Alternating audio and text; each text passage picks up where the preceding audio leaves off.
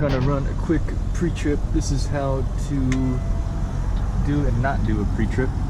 Typically a pre-trip can take anywhere between 10 to 15 minutes. Sometimes you've got a nice little fancy switch there that'll run all your lights for you. But we're gonna open up the ranch here.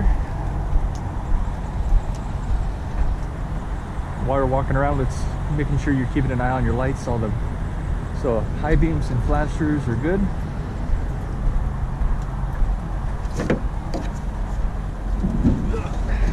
Why we call it the ranch?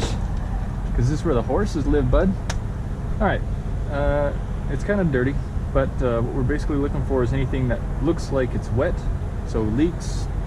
When it comes to the exhaust, the turbo here, you're looking for any black soot, which would indicate an exhaust leak, and you'd hear it too, it'd be loud as shit. But I don't see anything on this side. It's pretty good. Coolant looks a little over full, but the engine might be hot still. So this is gross. That's on there pretty good. Can't tell what's in the fuel filter, so it's probably good. That's got some juice in it. I didn't grab a rag to check the oil, but we're up here, it's like right here, like this, it's got some crusty stuff on it. Some kind of, so this probably, it's hard to say if it's not currently leaking, but maybe it was at one point, because all this down here would be all wet too. Let's just see what's in here, if there's anything.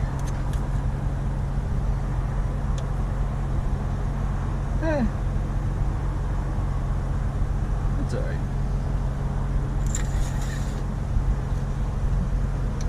So in here is your air pneumatic. I believe it's what you would refer to as an actuator. I'm probably totally wrong. But basically this is where all your airline control module, I think is actually the proper term. But I don't hear any hissing or anything, so everything looks good. No bubbles, abrasions, or cuts. No fuel leaks. And then we're gonna move back here.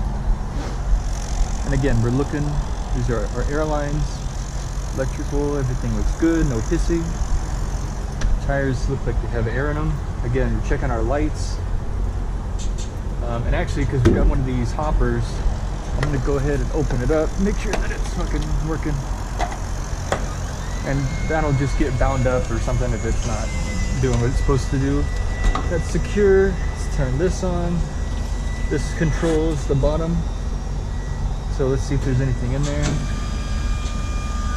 You want to make sure that it's empty before you go pick up your next load, just because you don't want to get mixed, because this is 40/70 mesh, and if they want a 100 mesh, you don't want to get them mixed up. I don't think it's the worst thing in the world. There wasn't a lot in there, but you definitely want to make sure that that's closed, just so you don't go pick up more sand and then you spill it out all over the bottom. Down here, you look at, this is where the grease is. You just want to make sure there's actually grease in there. And if it was leaking, you'd be able to see it. So lights are working. Let's wait for the flash, or I guess that was the flash. All right, the lights on this side are working. The one light you don't want to see on is this one. That was just clearly testing, but if that light's on all the time, you got problems. So it's good. It's good. No hissing. No air is leaking. So our tarp is all rolled up nice. So I'll go on the other side and close it. But again, tires, there's no grease, nothing leaking. Same thing with down here. You want to make sure there's nothing's leaking out of there. And I kind of blasted through this just because I wanted to make it as quick as possible. So that's pretty much the gist of it, realistically. Making sure that it closes. Yeah, I mean, you take care of these trucks, they take care of you, so just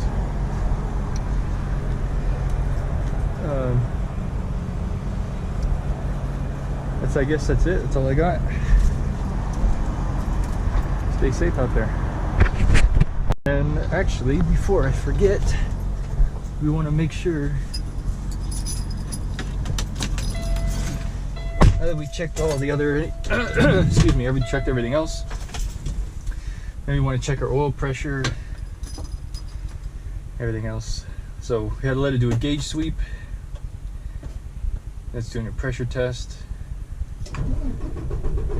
Yeah. Just loyal. Okay, so our water temp is, it's been idling, so that's fine. When you're driving around, it'll be up close to 200, and it's fine. Oil pressure is good. Let's give her some red line, see if she likes it. She loves it. Oil pressure is good, voltage is good. I'm gonna peg this one out to 85. And what you're doing there is all the brake pods, they're self-adjusting, so when you fully depress the brakes, it resets them to what they're supposed to be. This also activates our air compressor, so that's building pressure right now. That should pop off right about 120, or yeah, 125. Fuel is good, def is good. We're just not gonna worry about that little guy. But yeah, and then axle temperature, fuel filter pressure, air filter, cabin. I think it's the cabin air filter, to be honest. And then the suspension is good. Come on.